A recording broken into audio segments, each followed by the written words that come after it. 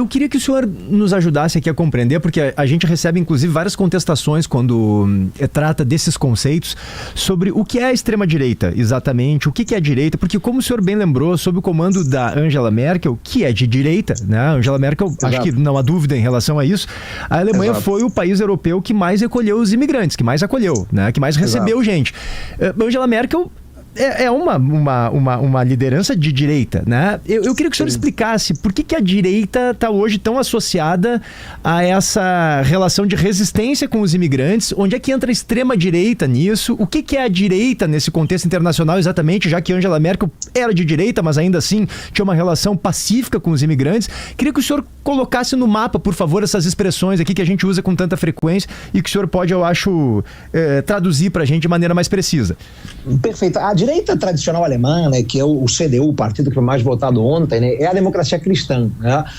Então tem algumas variáveis, né, associadas ao cristianismo, tem uma pegada mais liberal do ponto de vista econômico, né, associada a mercados, e acaba de alguma maneira apontando também, né, para uma percepção, né, no sentido de que devem se conter excessos no que tange ao papel do Estado, né, ou seja, né, não é o Estado efetivamente, né, que tem que patrocinar toda e qualquer forma de, né, ação econômica. Então limita um pouquinho a inserção do Estado dentro de uma matriz mais liberal, mas ao mesmo tempo combina, né, variáveis mais conservadoras, inclusive no caso, né, da direita alemã, da democracia cristã, associadas ao próprio cristianismo. No caso da Merkel, né, e aí você trouxe esse ponto, né, ela foi muito particularmente, né, sensível à questão migratória dos refugiados, decidindo acolhê-los, mas essa não é uma bandeira comum, né, da direita conservadora europeia ou alemã, né, sobretudo em um cenário, né, na década passada, marcado pelo avanço de um sentimento xenófobo, né, quase que por todo o continente, dentro daquela lógica de que cobertor curto, né, eu vou olhar para os meus cidadãos, né, e não vou ser tão solidário no acolhimento de cidadãos de outros territórios, por mais que estejam em guerra, e por aí vai, né. A extrema-direita, né, ela digamos assim, ela apimenta esse caldo, né, porque traz outras variáveis, né? Traz variáveis como, por exemplo, a lógica mais nacionalista, uma lógica de ruptura muitas vezes, né, com espaços multilaterais, né? Então, né, uma extrema-direita europeia, ela é muito crítica à integração europeia, né, que é algo apoiado, né, pela direita tradicional, pela direita conservadora, prega quase que o isolamento do Estado, tem uma bandeira racista, tem uma bandeira xenófoba, né, variáveis que não se encontram, nem poderiam se encontrar, né, numa direita que se pauta pelo jogo democrático, né? Então há inclusive uma retórica que acaba afetando muito do que são as raízes, né, e os pilares da democracia alemã, né, quando a gente compara, né, o que é a direita conservadora tradicional, que se pauta pelo jogo democrático, né, com o que é, né, essa ultradireita alemã, que, repito, não é uma exclusividade da Alemanha, né? A gente vê isso no governo na Hungria, a gente vê isso na Polônia, a gente vê a ultradireita francesa chegar ao segundo turno em eleições presidenciais consecutivas, né? Mas na Alemanha assusta sempre mais essa bandeira racista, antidemocrática, xenófoba, anti-integração europeia, né? Porque é a Alemanha, né? O país mais importante da Europa, mais rico da Europa, mais populoso da Europa e que tem um passado traumático do nazifascismo ali nos anos 30 e 40. Professor Paulo Velasco, é o novo nazismo? Em muitos momentos a gente pode dizer que sim, né? Há pontos de contato, né, entre essa ultradireita e extrema-direita alemã com, né, o nazismo no passado, sobretudo essa postura intolerante em relação a determinados grupos, né? Seja em termos racistas, né? Seja em termos de intolerância de outras frentes, né? Uma das características do nazismo era essa intolerância, né, contra o outro, contra o diferente, naquele caso, claro, né, dentro de uma política de eugenia, né, de defesa, né, do povo ariano, era muito contra, né, os ciganos, contra, né, os judeus, né. Hoje essa intolerância se faz presente também na retórica, né, do partido da Alice Weidel, intolerância em relação ao islâmico, intolerância em relação ao estrangeiro de um modo geral, né. Então podemos dizer que há muitos pontos de contato, sim, né, entre o que é a extrema-direita alemã hoje e o passado nazista no país. Mas aparentemente esses partidos que crescem, né, nesse lado da direita na Europa, eles estão, se a gente comparar discursos de 10 anos, são discursos mais a menos na comparação com eles mesmos, né? Eles tiveram que fazer algumas retiradas, não sei se estratégicas, para conquistar votos, e talvez isso está aparecendo na urna, né? São partidos mais leves para aquilo que eles pensavam há 15 anos, digamos assim. Na retórica há isso foi muito mais característico talvez no caso da França do que da Alemanha, mas a gente pode dizer que sim, né? Quando a AfD surgiu há cerca de 10 anos, meados da década passada, ele tinha uma retórica um pouco mais histriônica do que tem hoje, né? E é justamente a lógica de tentar seduzir um eleitorado conservador de direita insatisfeito, né, com o que tem sido a Alemanha nos últimos 10 anos, né? E aí pegando várias frentes, né? Então eles pegam não só a dimensão econômica, e é uma insatisfação dos alemães porque o país não está crescendo, né? A gente compara com outros países, né? Sempre tem uma crise econômica, né, professor? Sempre tem uma crise econômica, né? É isso, o ritmo de retomada do crescimento pós-pandemia foi muito ruim na Alemanha, então essa questão ela é sempre presente. Mas essa ultradireita traz outros elementos que têm um grande apelo junto à população, né? E sempre com uma retórica populista, né? E eu sempre caracterizo o populismo não como uma ideologia, mas como metodologia de ação política, né? E o populismo é justamente você propor soluções, né, improvisadas para questões muito complexas, para questões de fundo, né?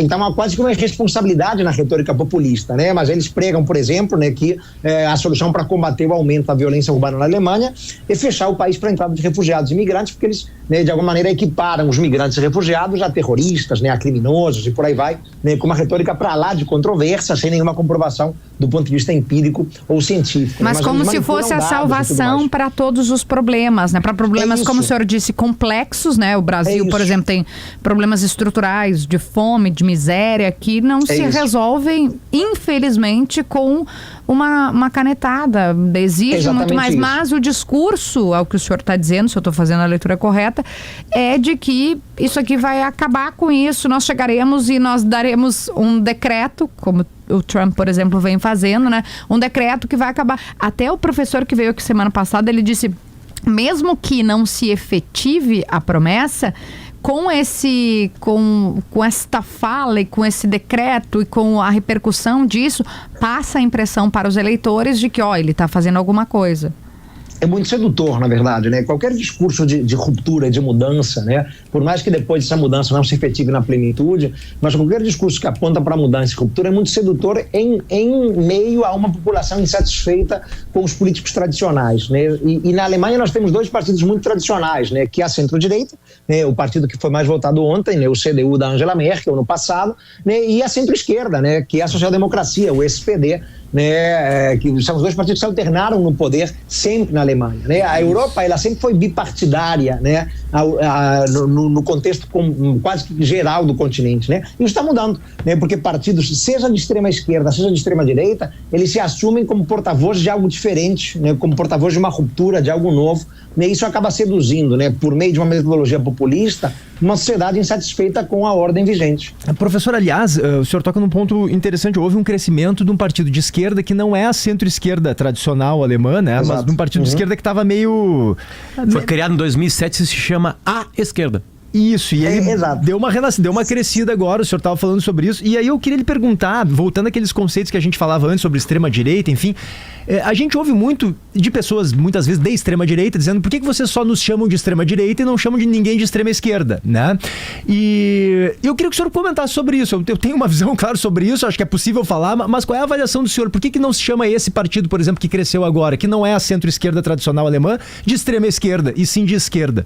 Não, às vezes se usa assim o termo, né? É um termo que tem sido aplicado a alguns casos na Europa, né? E quando a gente pega esse partido, né, que é herdeiro dos comunistas na Alemanha, alguns interpretam que é uma esquerda radical, né? Assim como se fala ultradireita e extrema-direita, a gente poderia falar que essa esquerda radical reflete uma extrema-esquerda, assim, né? A extrema-esquerda é um fenômeno europeu também, né? Especialmente na esteira da crise financeira ali de 2008, 2009, né? Então, tivemos na Grécia governos de extrema-esquerda, né, no início da década passada. Na Espanha tivemos o avanço do Podemos, que é um partido de extrema-esquerda. E na Alemanha agora temos dois, na verdade, né, partidos de uma esquerda mais radical, que, como você muito bem colocou, não converge com a social-democracia, com a centro-esquerda típica, né? Porque tem uma postura eurocética, né, crítica, né, à integração europeia, tem uma postura muito crítica à austeridade fiscal, ao equilíbrio de contas, né, que é algo sagrado para os alemães, né? Os alemães, seja de centro-esquerda ou de centro-direita, né, eles têm esse cuidado com as contas públicas, né, com o equilíbrio fiscal, né, e de alguma maneira a extrema-esquerda europeia, né, vai na contramão disso, entendendo que não tem que se pensar em mercado, em equilíbrio de contas e nada disso, né, pregando quase que uma responsabilidade fiscal completa, né, e aí vem a questão da ferradura, né, porque a extrema-esquerda ela se junta muito à extrema-direita em algumas bandeiras, né, por exemplo, nas críticas, né, à ajuda da Alemanha à Ucrânia nesse contexto de guerra já de quase 3 anos, né, então tanto a extrema-esquerda quanto a extrema-direita na Alemanha coincidem no sentido de dizer que a Ucrânia que se vire sozinha, não iremos bancar, né, essa guerra para vocês. E o que faz, professor, colocar a extrema na frente como